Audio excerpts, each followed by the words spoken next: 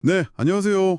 오늘 저희가 여러분과 함께 들여다볼 자료는 바로 국민의힘 대선 후보 김문수 씨에 대한 내용입니다. 최근에 예비역장성 800여 명이 지지 선언을 하면서 다시 한번 좀 주목을 받고 있죠. 네, 맞아요. 이게 단순히 최근 이슈만 볼 게 아니라 노동운동가에서 어떻게 보면 보수 정치인으로 변신한 그 독특한 이력이랄까요? 또 지금 내세우는 정책들, 그리고 그를 둘러싼 여러 엇갈리는 평가들까지 여러분께서 보내주신 여러 자료들을 보면서 김문수라는 인물을 좀 더 깊이 있게 이해해보는 그런 시간을 가져보려고 합니다. 왜 지금 다시 이름이 오르내리는지, 그 동력은 뭘지 같이 한번 살펴보시죠. 네, 그럼 가장 최근 이야기부터 시작해 볼까요? 윤석열 전 대통령 파면 관련해서 헌재 만장일치 결정이 있었잖아요. 이걸 두고 공산국가에서나 있는 일이다. 이렇게 상당히 강하게 비판을 했어요. 네, 그랬죠. 그런데 또 비상계엄 선포 자체에 대해서는 사과하는 모습을 보이기도 했고요. 이 온도 차이는 좀 어떻게 봐야할까요? 그게 참 흥미로운 지점이죠. 그런 발언들하고 또 맞물려서 정책 노선도 좀 뚜렷하게 드러나고 있는 것 같아요. 예를 들면 그 중대재해처벌법 있잖아요. 그러니까 사업장에서 큰 사고 났을 때 사업주 처벌 강화하는 거요. 이 법을 소규모 사업장에 바로 적용하는 건 좀 유예해야 한다. 이런 입장이고 또 소위 노란봉투법, 그러니까 파업 노동자에 대한 기업의 손해배상 청구를 좀 제한하는 법안인데 이거에 대해서는 악법이다, 위헌 소지가 있다 이렇게 규정하면서 대통령 되면 개정하겠다 이렇게 공언을 했죠. 개정 의지를 밝혔군요. 네. 그리고 교육감 직선제 폐지 이것도 공약으로 내걸었고요. 이걸 보면 전반적으로 어떤 규제 완화라든지 아니면 노조 활동에 대한 어떤 제약 이런 걸 좀 강조하는 모습으로 읽힙니다. 지원 정책 방향성하고 또 관련이 있을까요?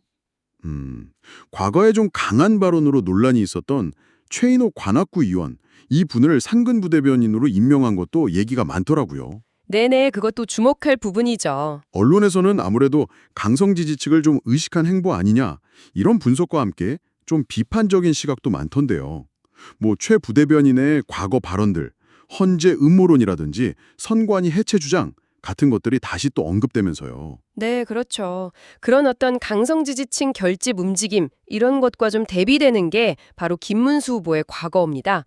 자료들을 보면 과거 진보 진영 인사들조차도 그를 뭐랄까 운동권의 황태자, 전설 이렇게 불렀다고 하잖아요. 정말요? 황태자, 전설. 네, 심지어 심상정 의원도 과거 노동운동 시절에 김 후보를 하늘 같은 선배로 여겼다 이런 회고가 있을 정도니까요.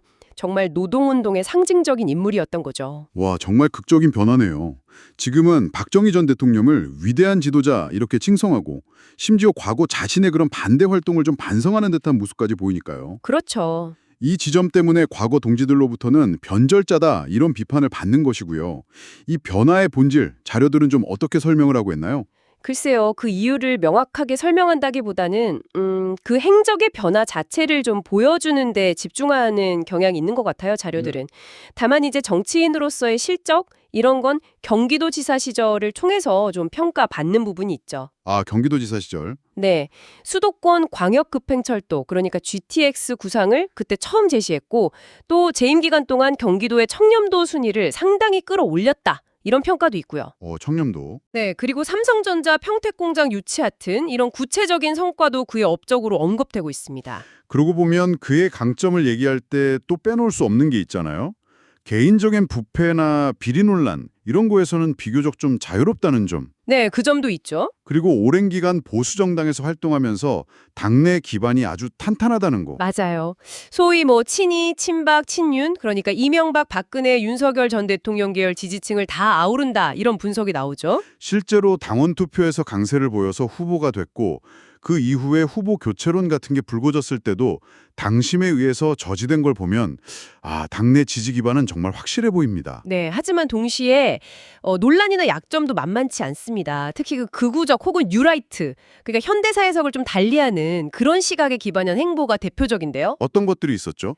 예를 들면 세월호 참사를 두고 죽음의 구판에 비유했던 발언이라든지 그 발언 논란이 컸죠. 네, 또 일제시대 선조들은 일본 국적이었다는 식의 발언이나 김구 선생에 대해서 좀 확인되지 않은 언급을 한 것들 것들, 이런 것들은 상당히 큰 비판을 받았습니다. 이런 역사 인식이나 발언들이 그의 어떤 확장성, 이걸 좀 제한하는 요인으로 꼽히죠. 그리고 또 그 유명한 도지사입니다 발언으로 회자되는 권위적인 태도 논란도 있었고요. 네, 그것도 있었죠.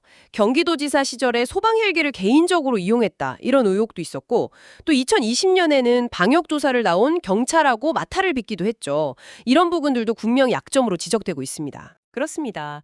그리고 민주화운동 시절 기록을 포함해서 폭행치상, 집시법 위반, 또 가장 최근에는 감염병 예방법 위반까지 여러 건의 전과 기록도 사실 부담 요인이고요. 아, 전과 기록도 있군요. 네.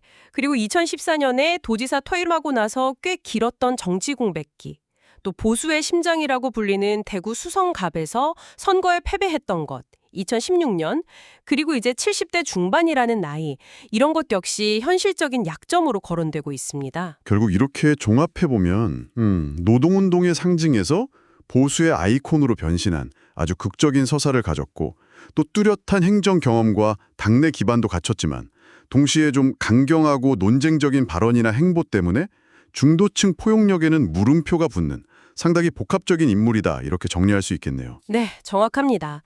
최근에 그 800명 예비역 장성들의 지지 선언, 이것은 안보를 중시하는 특정 지지층에게는 아주 강한 호소력을 가질 수 있겠죠. 하지만 그의 어떤 강경 노선이라든지 과거의 여러 논란들은 또 다른 질문을 던지게 만듭니다. 여러분께서는 김문수 후보의 이런 다층적인 모습이 앞으로 선거나 한국 정치 전체에 어떤 파장을 일으킬 것이라고 보시나요? 한 번쯤 곱씹어 볼 만한 지점인 것 같습니다.